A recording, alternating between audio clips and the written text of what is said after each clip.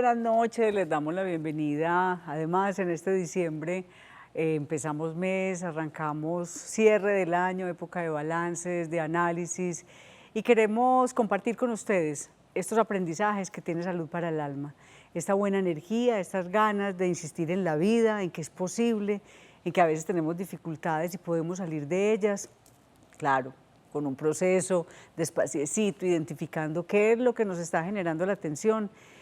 Quiero saludar a partir de este momento a todas las personas que nos ven en Antioquia, en Colombia, a quienes se han sentido tristes, quienes están desesperanzados, que tienen miedo, que apenas están aprendiendo a conocer su mundo emocional. Este espacio lo ha generado la Secretaría de Salud de Antioquia y Teleantioquia para que nos pongamos de uno a uno a estar cerquita. Por eso ustedes nos pueden llamar hoy a la línea telefónica 232-4604 aquí en Teleantioquia y también a la 018 51 50 15 para que conversemos. ¿Y de qué vamos a hablar? Hoy vamos a conversar de cómo cuidar la salud mental de los cuidadores que tienen a cargo personas con discapacidad. Vamos a cuidar la salud mental de esas papás, de esas mamás, abuelas, tíos, hermanas mayores, esposas, esposos que están a cargo de una persona con discapacidad. Y para conversar del tema me traje a uno de los mejores, de las personas más valiosas que hay en esta región para trabajar el tema, y es César Mauricio Pineda Graciano. Él es psicólogo, especialista en psicología clínica y salud mental, magíster en neuropsicología, subdirector científico del Instituto de Capacitación Los Álamos, docente y asesor de prácticas de neuropsicología clínica en el CES y la Universidad de San Buenaventura. Y aquí me estaba antojando de estudiar neuropsicología. Estábamos aquí los dos encarretados conversando del tema. Bienvenido, César Mauricio.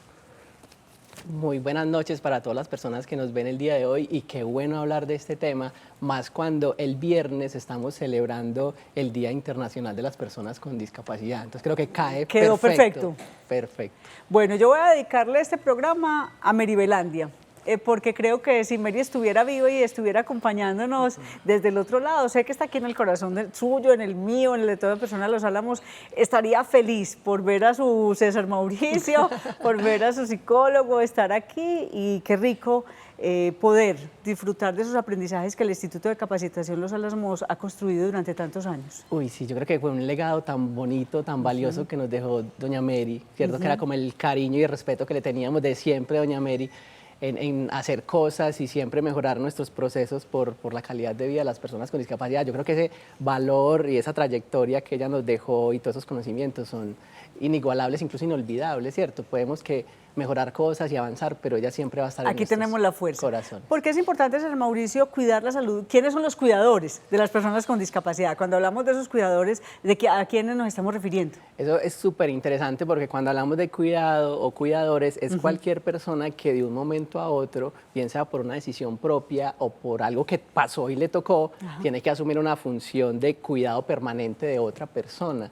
Y eso implica pues la responsabilidad quizás de todo un día estar con alguien, brindándole todo ese cuidado, toda esa protección, que va desde el alimento, que va desde el baño, que incluso va desde ayudarle a gestionar sus vueltas, darle su medicación. Entonces son unas personas vitales que acompañan a alguien permanentemente durante toda su vida, especialmente cuando tienen el familiar tiene una discapacidad pronto con mayores compromisos. Y estamos hablando de discapacidad física, que no tiene movilidad, pero también podemos hablar de una discapacidad cognitiva, y es decir, que no entiende qué está pasando algo en su cerebro. ¿De qué más hablamos de discapacidad? Hablamos de muchos tipos, ¿cierto? Porque inicialmente pensamos que el tema de la discapacidad tenía pues mucho que ver con físico. Con la silla de ruedas. Con la silla de ruedas, y es como el estereotipo que tenemos de persona con discapacidad, silla de ruedas. Muchas veces también pensamos persona con discapacidad, síndrome Down. Ahora vemos que hay otro tipo de discapacidades no tan visibles, pero que también requieren muchas ayudas, como la discapacidad intelectual,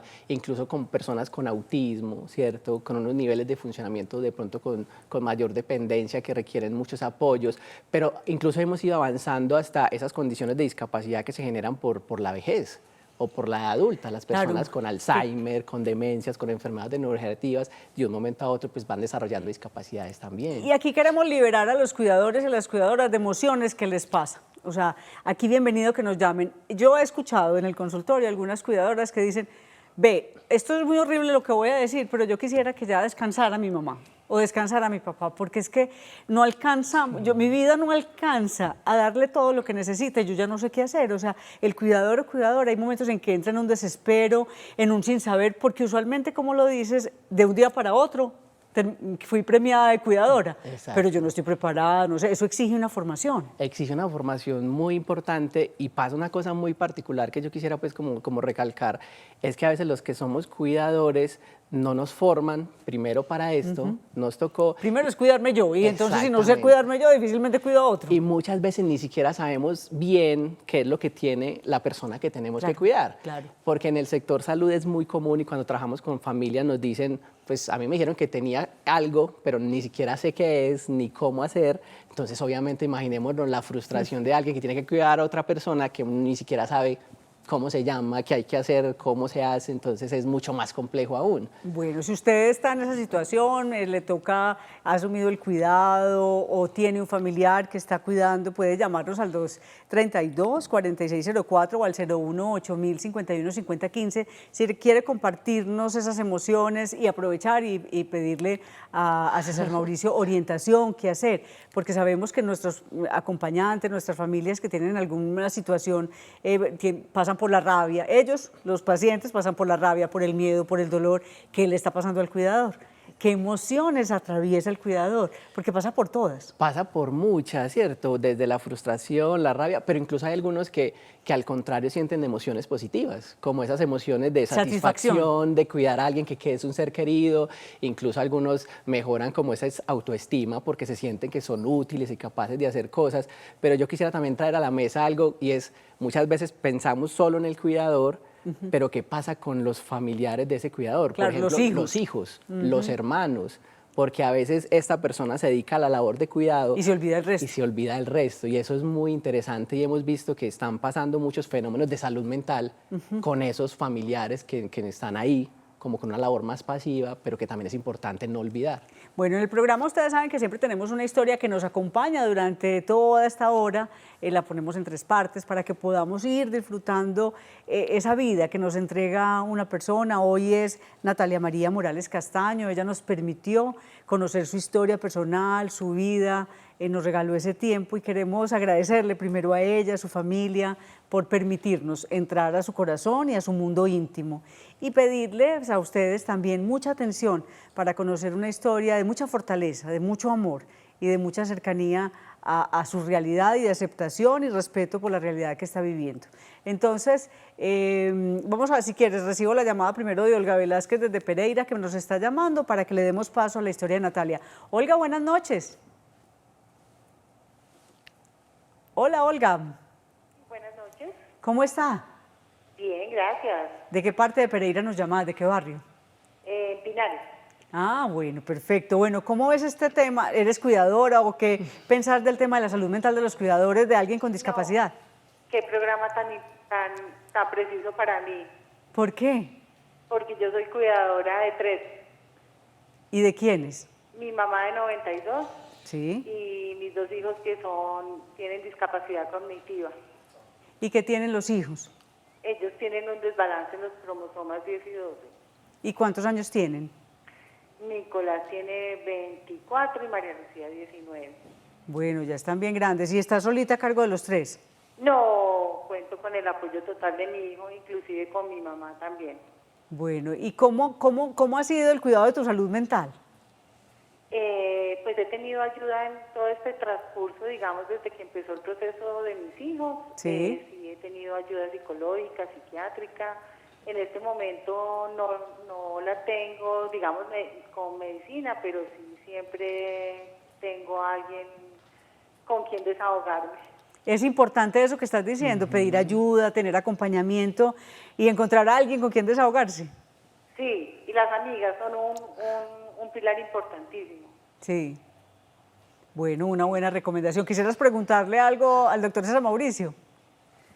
Es que me llamó la atención y por eso llamé, porque cuando cogí el programa tú estabas hablando de que a veces uno se siente culpable porque a veces uno dice Sí. como que, ay, porque ya como que no llegamos o sea, porque ya no hay como ese paso a que descanse la persona, porque uno como que siente que ya no da más. Sí, yo creo que se llena de la emoción y dice, pero ¿qué más hacemos? Sí, sí. Y cuando hay como los compromisos de salud, como que ya todo se complica.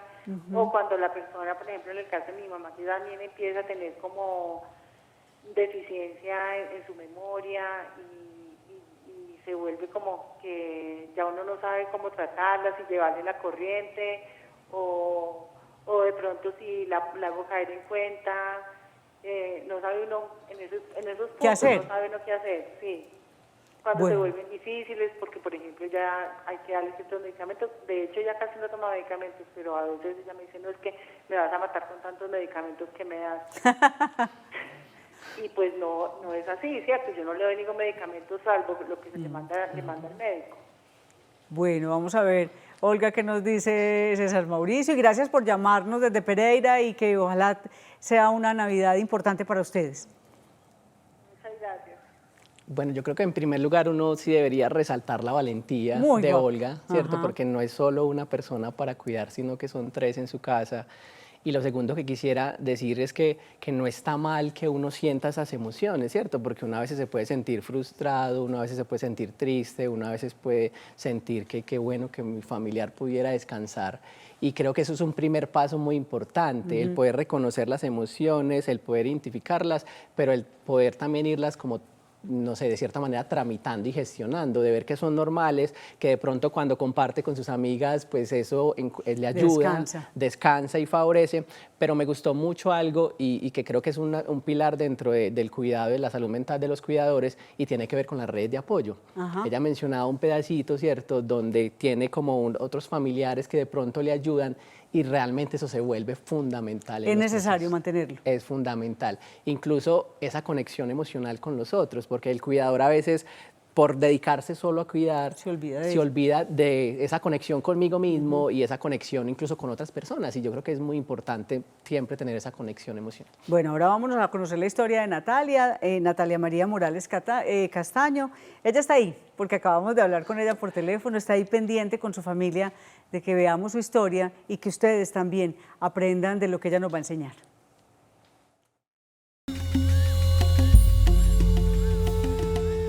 Natalia es una estudiante de trabajo social, de profesión gestora ambiental, una trabajadora y bueno, una mujer con muchas ganas de salir adelante. ¿Cuál es tu situación con la discapacidad? Contanos un poco de tus hijos. Soy madre de 3 chicos con autismo, 3 chicos maravillosos, es un autismo supremamente funcional, pero que tiene muchísimas dificultades. Para mí no ha sido duro tener 3 chicos con autismo porque para mí han sido una bendición de Dios, tener 3 niños que no conocen la maldad, 3 niños que solamente pueden ver lo bueno del mundo. Lo más duro de la discapacidad es convivir en una sociedad que no entiende la discapacidad. Y que no conocemos del autismo, no sabemos del autismo. Lo más difícil del autismo es que el autismo es una condición que no es física. No podemos ver como el niño con parálisis cerebral, el niño con síndrome de Down. O en una silla de ruedas. En una silla de ruedas. Resulta que el autismo son niños físicamente normales. El autista es bondadoso, noble, solamente puede dar bien, solamente puede entregarse, quiere sacar lo mejor de todo el mundo. Y digamos que para mí el proceso de duelo más duro ha sido que mis hijos tengan que vivir con esta sociedad. ¿Qué edades tienen tus hijos? Mis hijos tienen 10, 12 y 6 añitos. Me doy cuenta que el autismo no es igual en los 3 niños, que son autistas, pero son 3 autistas diferentes. Y empezó a haber otro tipo de patrón de comportamientos. Entonces no hubo tiempo de hacer el duelo de este para seguir con el otro. ¿Cómo está tu salud mental hoy? Pues hoy está mejor. Sí. Sí, digamos que no puedo decir que siempre ha sido un proceso de salud mental sano. Cuando se tiene cualquier tipo de persona a cargo, en mi caso mis hijos con cualquier tipo de condición, digamos que es muy duro aceptar que el cuidador también requiere un tipo de necesidad mental que requiere ser atendida. Digamos que el avance más grande que puede hacer una persona es el proceso de aceptación, ¿cierto? De aceptar que necesito ayuda, que necesito quien me escuche, que necesito quien me indique qué hacer en ciertos momentos. Quien me releve. Quien me releve. Y digamos que siento que el avance más grande es poder llegar a la aceptación. No tenía idea de lo que era el autismo. No nos hablan del autismo. Jamás. No sabemos qué es el autismo. Y tocó empezar a investigar, o sea, leer, investigar, porque resulta que es algo muy particular. A ti te mandan una cita de psicología y tú vas donde el psicólogo y resulta que la mamá sabe más del autismo que el psicólogo. Sí. Sin desmeritar ningún conocimiento. Lo que pasa es que no es una condición que sea muy común.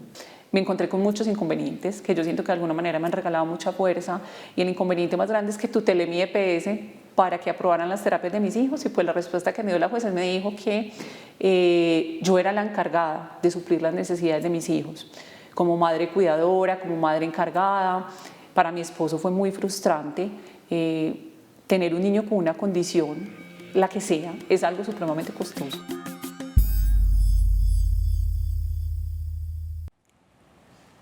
César Mauricio, ahí Natalia generosamente nos pone sobre la mesa su tensión. Uno, aprender del autismo; dos, empezar a conversar con el sistema de salud que no tampoco sabe del tema mucho; y tres, le entregan toda la responsabilidad a ella. Pasa mucho en la situación de discapacidad, pues las personas con discapacidad. Es muy frecuente, incluso yo creo que Natalia nos está colocando ahí un reto muy valioso, y es a los profesionales que acompañamos y evaluamos a las personas con discapacidad, y es de ser muy juiciosos con la información que le damos a las familias. La traducción. La traducción, porque hay familias que no entienden lo que les decimos, y yo creo que nosotros como personas que acompañamos la gente con discapacidad tenemos esa misión de que la familia nos entienda, de que la información sea tan clara que ellos se vuelvan expertos en el tema que les compete. Y yo creo que ahí hay una falencia muy grande que tenemos que ir superando entre todos. Claro, y es que eso es muy duro para el cuidador. Entonces, tengo esta situación, empieza la familia, está a cargo mío. Yo he visto muchas discusiones de hermanos y hermanas y dicen que se quede la persona que está sola. Entonces, la persona que está sola porque decidió vivir sola, porque decidió no tener hijos, o porque debe, ya entrada, casi que es una orden, debe hacerse cargo. O sea, hay una tensión muy fuerte, y creo que es producto del miedo de todos de no saber qué hacer y de no hacerle daño a ese ser querido. Esa tensión es una, y hay varias tensiones. Por ejemplo, hay una tensión que va de la aceptación a la negación. Sí. Qué tanto yo acepto y qué tanto niego esta situación, y cada familiar puede estar en un límite diferente de aceptación o negación. Y en un momento de su proyecto de vida distinto. Totalmente diferente. Y hay otra tensión muy bonita que va de la esperanza a la desesperanza. Qué tanto yo tengo como fe y confianza en que como familia podemos ayudar a esta persona y mejorar nuestras condiciones. Esa tensión también es muy compleja, porque cuando yo como familiar estoy totalmente desesperanzado y no veo ninguna salida, pues la carga de cuidado va a ser mucho más difícil. Claro, porque entra ya la fase de sacrificio. Exactamente. Y no de aprendizaje. Exactamente. Y la necesidad que quisiera resaltar, la tercera tensión, tiene que ver con empoderamiento, ¿cierto? Y dependencia. Porque muchas veces como cuidadores necesitamos empoderarnos y conocer también las situaciones, saber qué hacer, que en la medida en que nos empoderáramos no necesitamos tanto de otras situaciones, de otros profesionales o otros. Y eso no está bien. Y eso no está bien. Claro, porque me cargo, entonces entonces me pongo y estudio todo, yo sé más, incluso yo he oído historias, y con ustedes aprendí mucho, que llegan a torear al profesional. Así no es lo que usted está diciendo, doctor, así no es lo que usted está diciendo, psicólogo, así no es distinto. Porque se han recogido tanta información. Yo sí insisto que todo esto es en nombre del amor. Aquí nosotros no estamos ni culpando ni juzgando nada. Sabemos que el amor tiene muchas caras y muchas posibilidades. Y este es el amor infinito, porque ese hijo que está en una situación difícil pueda salir bien, que si está con un autismo bien fuerte pueda encontrar su mejor manera de comunicarse, porque la gran búsqueda del cuidador es cómo logramos, cuál es el clic, por dónde se comunica. ¿Sí? Que era un poco lo que Natalia también más adelante nos va a contar, es cómo mis hijos se conectan con el mundo. ¿Sí? Sí. Y es un gran esfuerzo para ella encontrar, para las demás mamás con las que ellas compartían distintas, muy fácil, el niño ya está hablando, está mirando, pero ella estaba ante niños que están no encerrados en sí mismos, porque esa es una parte de la característica del autismo. Que es una de las características, y entonces también nos está dando un reto grande, y es la identificación de esas alertas tempranas. Porque a veces, digamos que nuestro niño viene con una dificultad en el lenguaje y decimos, no, pero es que así era el tío, es que así era el abuelo. Es media lengua. Es media lengua, pero al final no sabemos si es así o realmente está pasando algo en su desarrollo. Entonces ahí hay un reto importante, identificar alertas tempranas, que nos ayudaría como a hacer unos diagnósticos más claros y más juiciosos en el futuro. Bueno, ahí está llamando la atención, Mauricio, una cosa muy bonita, y es, hay que estar en una conexión directa con los miembros de la familia. Total. O sea, el tema de la comunicación vuelve a estar fundamental, y comunicarse es conversar, es observar, es escuchar los silencios, porque los silencios también se escuchan, el diálogo con el cuerpo, la capacidad motriz. Cada miembro de la familia es distinto, pero entonces hay que observarlo desde su diferencia y preguntar mucho. Sí. O sea, yo creo que no hay que perderle el miedo de preguntarle al pediatra, al profesional, preguntar y preguntar. No tenemos por qué saberlo todo. Y hay un tema valiosísimo en relación a lo que estás diciendo y tiene que ver con la empatía, porque muchas veces entonces va a cuidar esta persona y esto, pero no vemos que también tiene unas necesidades. Entonces, ¿cómo como familia empezamos a cobijarnos, por decirlo de alguna manera, entre todos, ayudarnos entre todos, pero a entender que cada uno tenemos necesidades diferentes, tanto al que estamos cuidando como los que somos cuidadores. Y en la medida en que entendamos las necesidades que cada uno tiene, pues yo creo que vamos a poder hacer un mejor proceso. Bueno, estamos conversando en Salud para el Alma de cómo garantizamos una salud mental de quien está cuidando a personas con discapacidad. Vamos a un corte, regresamos con la historia de Natalia. Seguimos, Natalia nos sigue entregando su vida familiar y contándonos cómo ha aprendido y qué ha hecho en esta situación que ella ha asumido con tanto amor y tanta dedicación.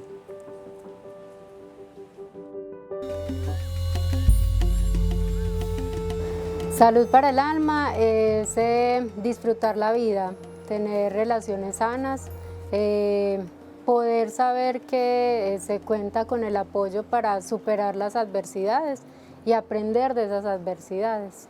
Yo les recomiendo a los pacientes contar con unas relaciones sanas, unas relaciones vinculares, con un vínculo afectivo fuerte, donde puedan contar con el otro, donde puedan pedir ayuda, que se sientan seguros frente a ese acompañamiento que se les puede dar en momentos de crisis, en momentos de riesgo, saber que puedo hablar con sinceridad, que puedo expresar lo que estoy sintiendo y que no voy a ser rechazado, que no voy a ser juzgado, sino que van a estar allí para acompañarme, apoyarme y ayudarme a tomar decisiones asertivas.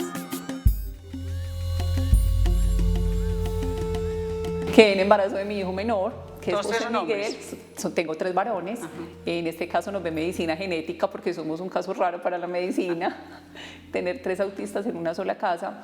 Y me di cuenta que mi hijo tenía comportamientos de mis 2 hijos mayores, pero mucho más complejos. ¿Y cuáles empezaste a identificar?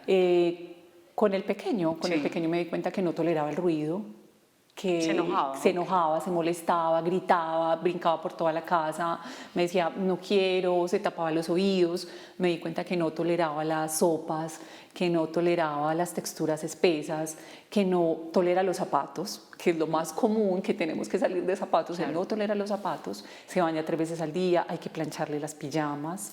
¿No puede ver una arruga? No puede ver una arruga, no tolera, a José Miguel no le gusta el campo, porque el campo implica ensuciarse, la manga. Se le quita el orden. Se le quita el orden. Me di cuenta que no entiende cómo juegan los niños, porque José Miguel tiene mis 3 hijos tienen una estructura de tratar muy bien al otro, de no golpearlo, de ver en el otro un ser humano, y digamos que durante este proceso yo he tratado de transmitirles eso. Aparte de eso, mis hijos no tienen solo el autismo. Mi hijo mayor tiene una insuficiencia cardíaca, mi segundo hijo tiene una denervación de nervios faciales en el rostro, mi tercer niño tiene un problema intestinal que estamos esperando una cirugía. Conversábamos que hay que ver a los niños y a las niñas desde las capacidades y no desde los defectos, porque a veces se vuelven enfermedad. No quedarse en el dolor, sino buscar la solución. ¿Qué hago? O sea, ¿a dónde voy? Sé que muchas personas que han pasado por lo mismo, encontrarse con mamás con autismo que aún lloran y se lamentan, y es muy particular porque eso mismo se transmite a ese hijo. De esto salió algo muy lindo, y es que de toda mi frustración de ver que no salía la tutela, que la EPS no me ayudaba, que es muy difícil hacerle entender a un docente, y entiendo la posición de los docentes, porque tener 40 niños en un salón con todo tipo de condiciones, con discapacidad, no es muy complejo. Digamos que ir a todas las terapias te alimenta un poquito de todas las mamás. Hay mamás con autismo, síndrome de Down, parálisis cerebral, síndrome de Rett, Kirsch frágil, una cantidad de enfermedades. Y es muy particular porque siempre que llevamos a nuestros hijos a terapia, fortalecen sus debilidades, y gracias a Dios lo hacen, pues porque se debe hacer. Pero también me surgió algo muy particular, y es que hacemos con las capacidades de nuestros hijos, porque no existe un lugar donde los chicos puedan fortalecer sus capacidades, o sea, donde el que es autista, pero es mágico en la música, porque no podemos potencializar esa capacidad sin dejar de asistir a los otros tipos de terapia que necesitan fortalecer sus debilidades. Y de allí nació una idea que es una fundación que se llama Potencialízate, más allá de un diagnóstico, y se han unido a nuestra fundación que apenas está haciendo su proceso legal. Se nos han unido muchísimos especialistas, neuropsicólogos, nutricionistas, profesores de música, profesores de canto, que aman la idea de poder trabajar en los potenciales de unos niños. Pues aquí esa es la gran noticia que nos da Natalia, es que ella se creó una fundación, una entidad para acompañar a niños y niñas con discapacidad en sus capacidades. Es decir, si canta muy bien, vamos a fortalecerle el canto, si dibuja muy bien, a fortalecer el dibujo, mientras otras entidades le acompañan el atender su discapacidad.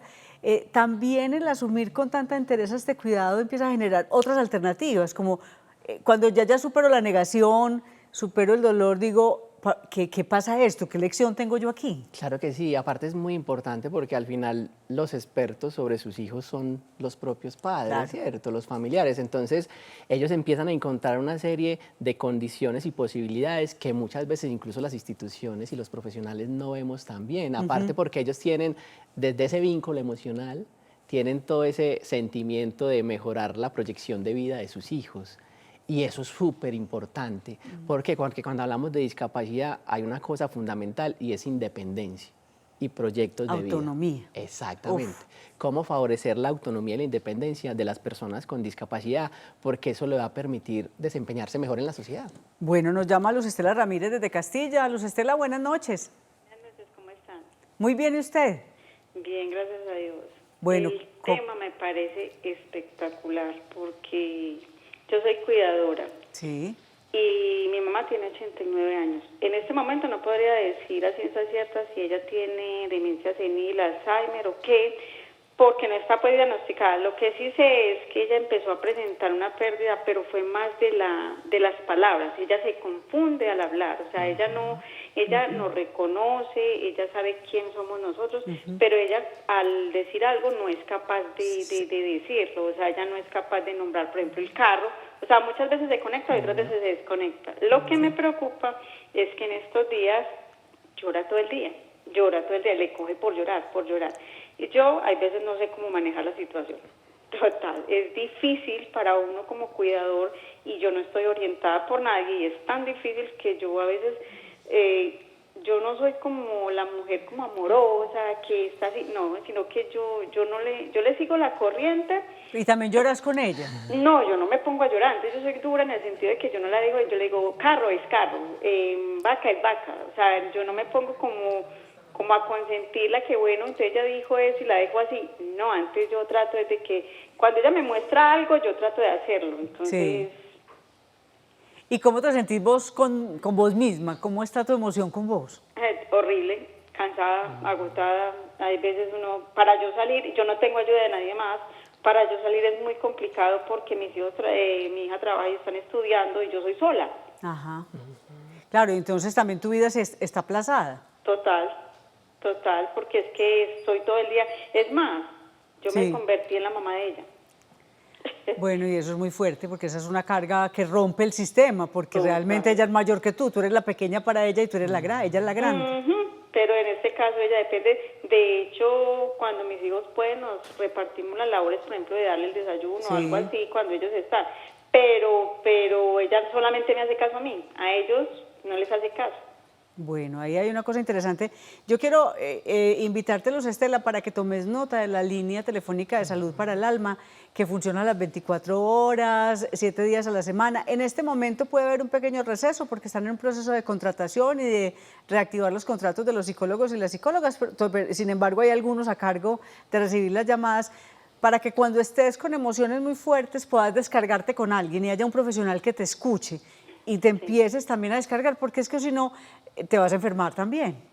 Sí, entonces te voy a dar el teléfono que es 540-7180.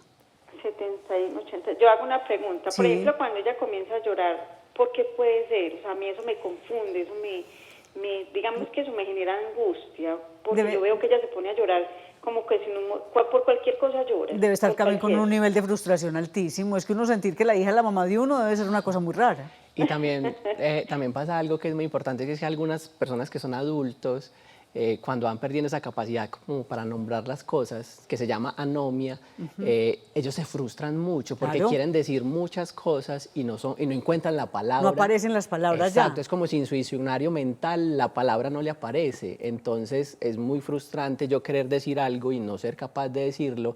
Entonces eso me genera pues muchas emociones de tristeza, de frustración. ¿Y qué hacer ante ese llanto? Bueno, ¿Qué hay una pudieras- cosa, sí. hay una cosa muy importante y creo que Luz Estela debería pues como considerar, y es que ahorita nos decía que no se sabe si es una demencia senil pues Pues por la Alzheimer. vejez o es un Alzheimer. Entonces yo creo que hay un primer paso que tiene que ver con una evaluación correcta. Es bueno que la diagnostique. Exacto, que haga un diagnóstico correcto porque puede estar pues presentando como una demencia por enfermedad de Alzheimer o una demencia pues por otro tipo de condiciones, y yo creo que es un primer paso que es el diagnóstico.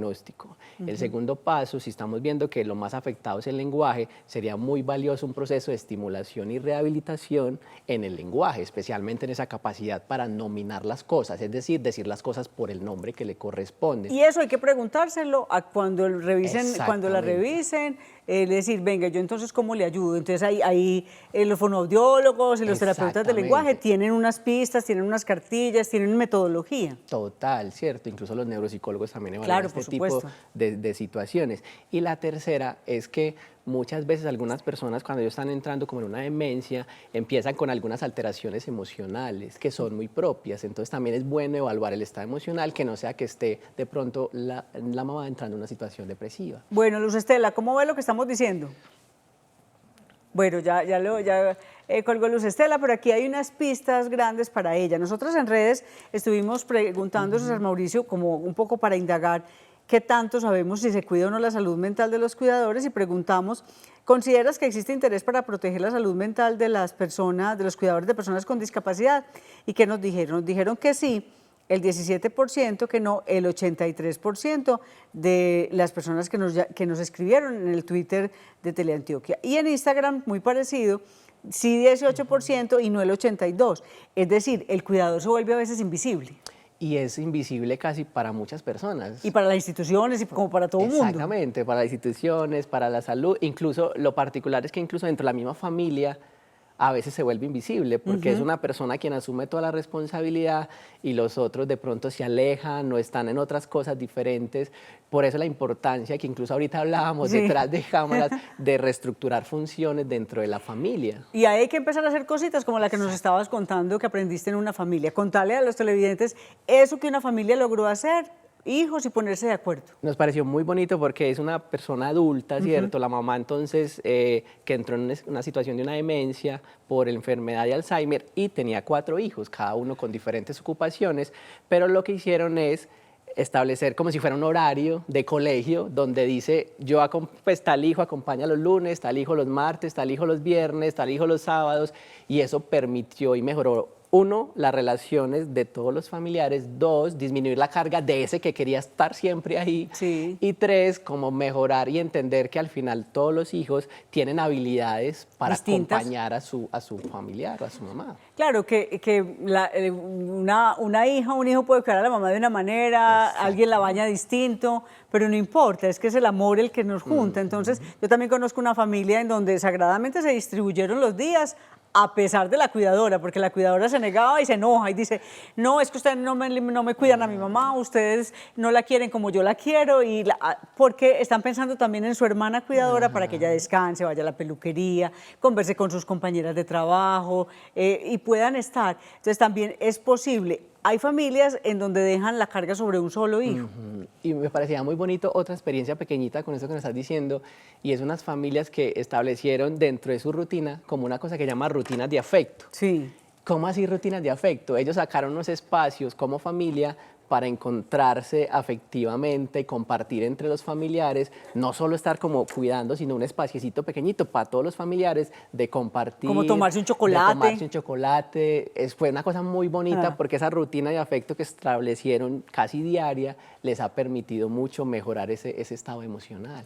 Bueno, aquí ya empezamos a encontrar alternativas de solución, salidas. Es importante contar con diagnósticos, no inventárnoslos, hacer la consulta con la EPS, pedir que nos acompañen, porque a veces puede haber medicamentos que facilitan y generan calidad de vida.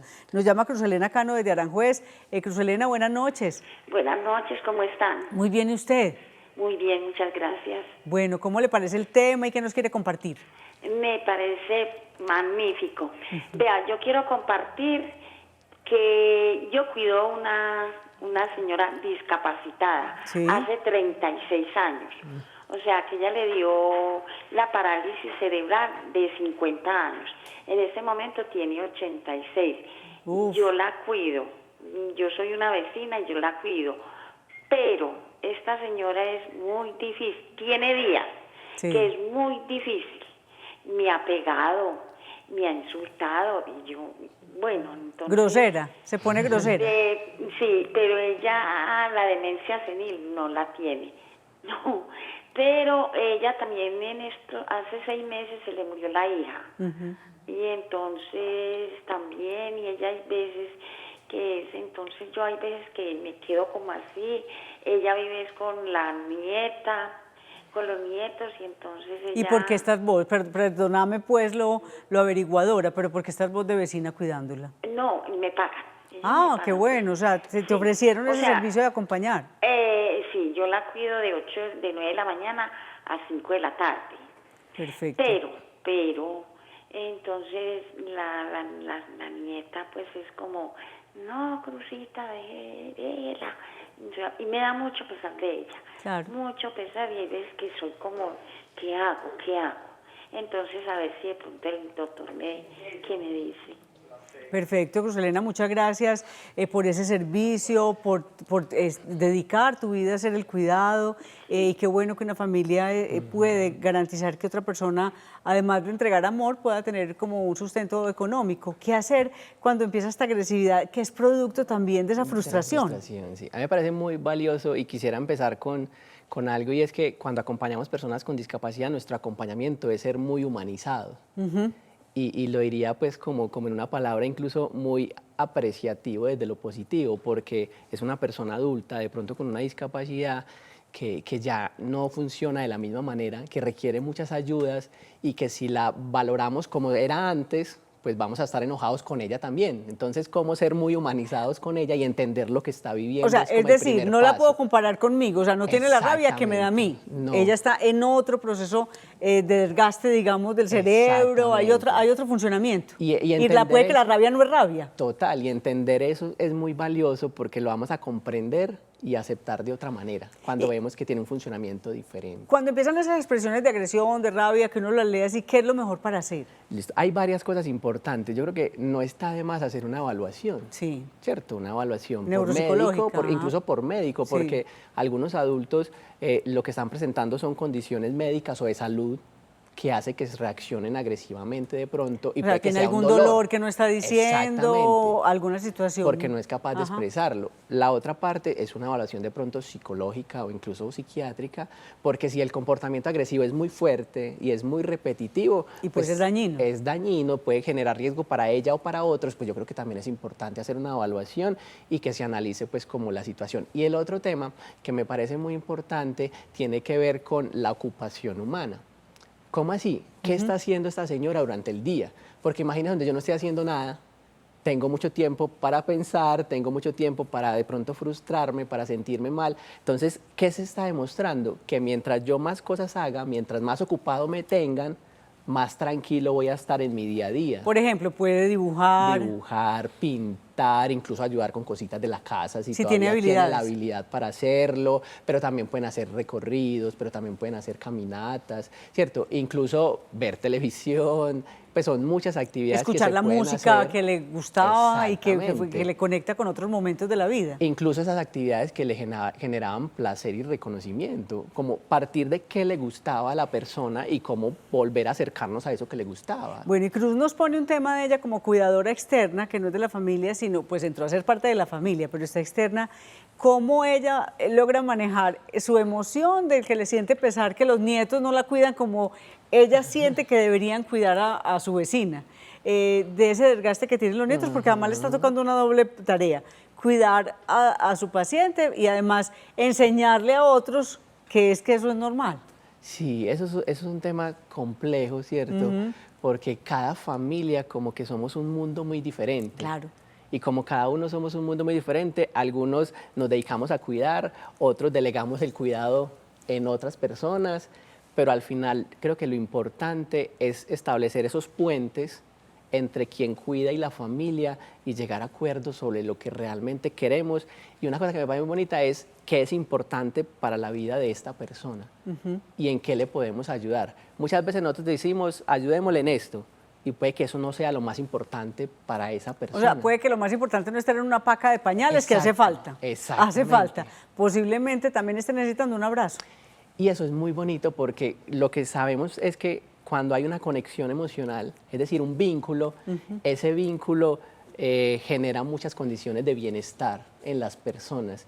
Y cuando los adultos mayores o las personas con discapacidad reconocen ese vínculo y saben identificarlo, quién me lo expresa. Claro, todos los seres humanos sentimos quién me quiere y quién no. Exactamente. En cualquier condición en la que estemos. Y ahí el proceso emocional de las personas, incluso el comportamiento, va a ser muchísimo mejor cuando hay ese cariño, ese afecto. Claro, Natalia nos lo ha dicho en la historia a través de lo que nos ha ido contando, y es cómo ella ha ido conectándose con sus hijos y entendiendo que tienen unos hijos que aman a todo mundo, que no tienen unas discusiones que tienen otros niños, y que ha sido un reto encontrar el mejor mecanismo para que ellos se comuniquen y logren aprender a relacionarse con otros. Ha visto como todas las potencialidades de sus hijos, las ha aprendido y está aprovechando, enseñándole a los demás niños que sus hijos tienen otra manera de comunicarse. Eso también es muy bonito, contarle a otros, a mi red de apoyo, a mi familia, mire, es que esta es la situación que tenemos. Sí, y muchas veces también entender que a veces solo vemos lo negativo. Claro. ¿Cierto? Entonces, lo que no se parece a mí. Lo que no se parece a mí. Pero las personas igual, independiente de su condición de discapacidad, siempre tienen aspectos positivos en los cuales si nos centramos, pues digamos que vamos a poder ayudarles de una mejor manera y acompañarlos mejor. Nos llama Gonzalo Giraldo desde Laureles. Gonzalo, buenas noches. Doctora, buenas noches. Yo ya es segunda vez que la llamo. Ay, bienvenido. Y nos puede llamar todos los miércoles. Nos encanta estar acompañados. Y a mucha gente le he pasado el dato de que escuchen, porque son poquitos los programas tan interesantes con esos temas que son tan maravillosos y son tan desconocidos por todo el mundo. ¿Qué te parece esto del cuidador, Gonzalo, de cuidar la salud mental del cuidador? Bueno, primero le quiero decir que esas personas, sobre todo adultas mayores, yo tengo 73 años. Sí. Pero gracias a Dios por la vida que he llevado y porque me he dedicado a servirle a la gente, pues me he cuidado mucho en lo físico y lo mental, y sobre todo muy espiritual. Eso lo fortalece a uno física, mentalmente y todo. Le quiero aportar algo. Sí, señor. En mi familia fuimos 12 hijos, 6 hombres, 6 mujeres. Los cuidadores para mí son ángeles, que el gobierno, las instituciones y la misma familia.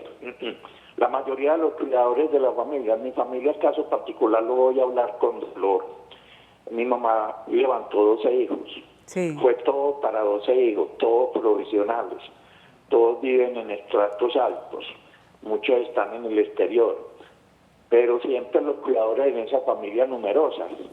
Cuando hay uno solo, pues le tocó, como se dice, pero la mayoría de esas familias, primero, tienen ya su vida hecha, sus hijos, su familia, y tienen que dedicar a eso y listo. Pero por lo general de cuidadores en esa familia numerosa agarran el soltero, el que no se casó, o el que está soltero y el más pobre. Sí. Entonces lo arriman ahí. En el caso particular, que no me da pena decirlo, lo digo con sentimiento, como que sirva de ejemplo.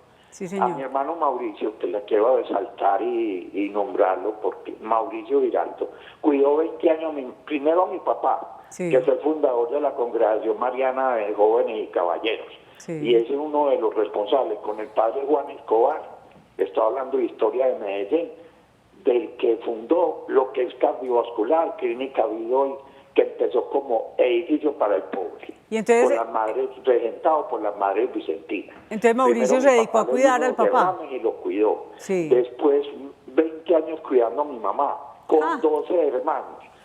algunos en el exterior y otros acá, pero muchos iban el 31 de diciembre y no volvían hasta el 24 siguiente de diciembre. Y siendo enfermeras y viviendo en Laureles o en el Poblado, pasando por el lado de la mamá, y no iban. Con una llamada de vez en cuando, o con mandarle cualquier miseria de plata, pero no le hacían el acompañamiento ni a la mamá y mucho menos al hermano que estaba. ¿Qué pasó con mi mamá que murió en el 2013? Pues mi hermano se fue deteriorando mentalmente, inclusive estando mi mamá ya estando viva, y él iba donde los médicos y le recitaba las medicinas, que a mí me lo preguntan los médicos que toman y no sé los nombres de las medicinas, él las recitaba.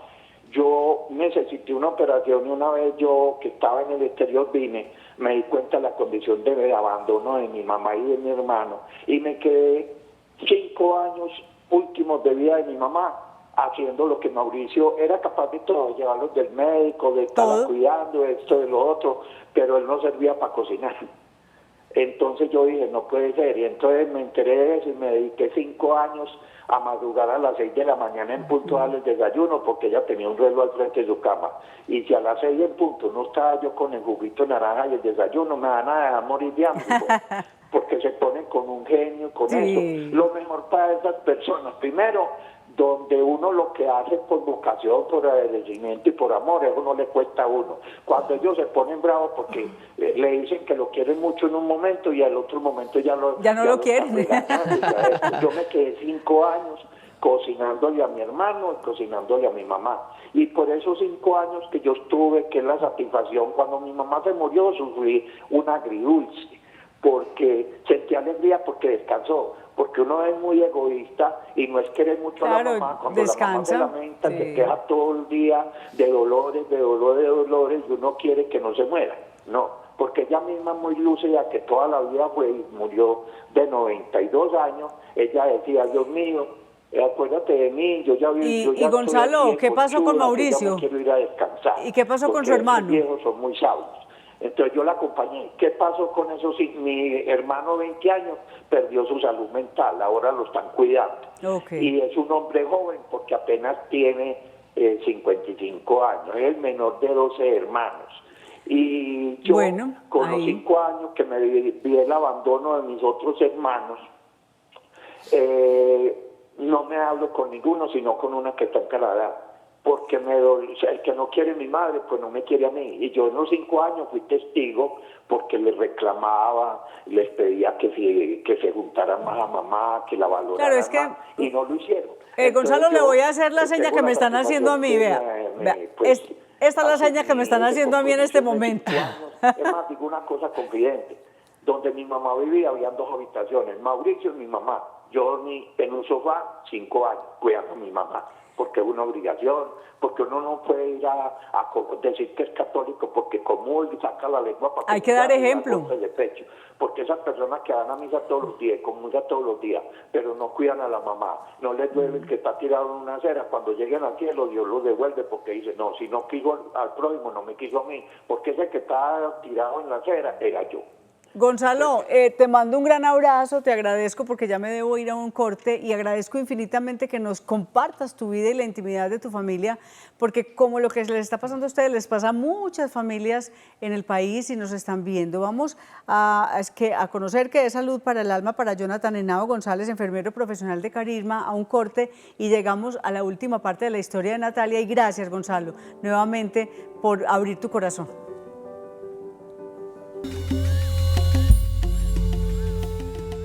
Para mí Salud para el Alma es, en general, y salud para todo, es un equilibrio entre las 3 esferas, la salud emocional, la física y la social, ¿cierto? Bueno, lo que yo siempre le digo a mis pacientes y les recomiendo de una adecuada salud para el alma es precisamente un equilibrio en esas 3 esferas, la emocional, la física y la social. Entonces, llevar estilos de vida saludables, estar bien en la familia, el ejercicio, les recomiendo mucho fundamentalmente el ejercicio, ¿cierto? Para estar bien, para estimular el cuerpo a producir un montón de sustancias que te van a ayudar a sentirte mejor, a dormir bien, a estar bien físicamente, fundamentalmente eso. Mi red de apoyo es mi familia, mi madre, mi padre, que a pesar que son personas adultas se han adentrado con la condición perfectamente, o sea, son los que me acompañan. Muchas veces se me cruzan las citas, entonces mi papá me ayuda con uno, mi mamá con el otro, tengo una hermana que me ayuda a ser cuidadora todo el tiempo y mi hermano, yo somos 3 hermanos, yo soy la mayor, mi hermana y mi hermano, y digamos que ellos se han vinculado con este proceso a cabalidad, o sea, ninguno ha cuestionado el diagnóstico, en qué podemos ayudar, en qué podemos servir. ¿No han entrado en el que pesar, no, pobrecitos, jamás, nada? ni en el que pesar. Mis hermanos, por el contrario, me han ayudado a potenciar muchas capacidades. Cuando están muy frustrados, entonces está la tía psicóloga, que no es psicóloga, pero es la tía que los ama, entonces yo te entiendo, yo estoy aquí. El tío que es alcahueta, pero también los aconseja. Entonces digamos que para mí mi red de apoyo, yo siento que este proceso no hubiera podido ser posible si no tuviera mi familia. Eso ha servido también para el cuidado de tus emociones, de tu salud mental, porque de alguna manera estás muy joven, tienes 3 hijos que han exigido de ti más allá de lo que se exige de una mamá. Sí, eso digamos que si yo no tuviera el apoyo de mi familia y digamos que un esposo presente, aunque le ha dolido hacer su duelo, es un esposo presente, o sea, un esposo que ha estado ahí, siento que lo que más me ha ayudado es poder aceptar que yo necesito ayuda, o sea, que mi mente necesita ayuda, que necesito la ayuda de una psiquiatra, que necesito la ayuda de una psicóloga, que también tengo que darle muchísimas gracias a la psiquiatra que me ve actualmente, porque más que mi psiquiatra ha sido mi amiga, mi consejera, el paño de lágrimas, llora conmigo. Es mi sueño y espero que vaya por buen camino. Es que muchas mamás que tienen y han pasado por lo mismo que yo, que sentir ese estado de frustración y no saber qué hacer, se unan a esta fundación, o sea, y yo no quiero que ningún niño pague nada, no sé cómo voy a hacer, todavía no lo sé, no lo he pensado. Pues invita, una vez quienes nos estén viendo y tengan ganas de decir, no tengo a quién heredarle, le voy a heredar a la fundación. Te los invito a eso. Digamos que yo quiero que todos los niños de Medellín, todos los niños que puedan, de cualquier tipo de comuna, municipio, puedan acceder a la fundación sin pagar. Bueno, ¿a quién le quisieras dar las gracias? Yo en este momento le quisiera dar las gracias a Corporación Álamos, que la amo profundamente, o sea, y me he topado con unos especialistas que más que especialistas son corazón. Quisiera dar las gracias a Luz Ángela González, que ella sabe que la tengo en mi corazón porque, como decía ahorita, después de todo lo que ha pasado, ella fue mi Luz Ángel, porque después de que Dios me la puso en el camino, muchos caminos, muchos procesos empezaron a dar solución. A cantidad de especialistas que han visto mis hijos, a la psiquiatra Carmen Ricardo, la doctora María Victoria Ocampo, Daniel Arcila, todos los que se me quedan, porque serían muchísimos pues todos los que se me quedan, pero digamos que cada uno se ha entregado más que como profesional, como persona. ¿Y a tus padres? Mis padres que son, mis papás son mi apoyo, o sea, ellos son mis papás, mi apoyo, mis hermanos. Yo soy Natalia María Morales Castaño, madre de 3 hermosos chicos y soy Salud para el Alma.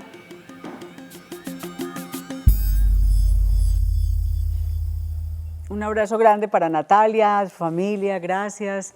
Un mensaje final, casi de segundos, César Mauricio. Yo solo diría que es muy importante que cada cuidador tenga rituales de afecto para sí mismo. Esa posibilidad de reconocerse, de incluso estimularse, de felicitarse lo que está haciendo, de reconocer sus emociones y pedir ayuda es fundamental en los procesos de cuidado. Bueno, ahí está la invitación, rodeemos y acompañemos a quienes cuidan. Si en las familias hay rupturas, por favor, aprovechen esta época de Navidad para que se junten, seamos solidarios y compensemos ese amor que tanto recibimos de la manera que nos lo dieron los papás. Siempre papá y mamá nos dan lo mejor que tienen, lo que nos dan, eso es lo que tienen. Un abrazo muy grande y que empecemos un diciembre con mucha fuerza, con mucho amor y con conexión con el otro. Gracias, César Mauricio, por acompañarnos. No, muchísimas gracias a ustedes y yo creo que somos Salud para el Alma todos. Somos Salud para el Alma. Gracias.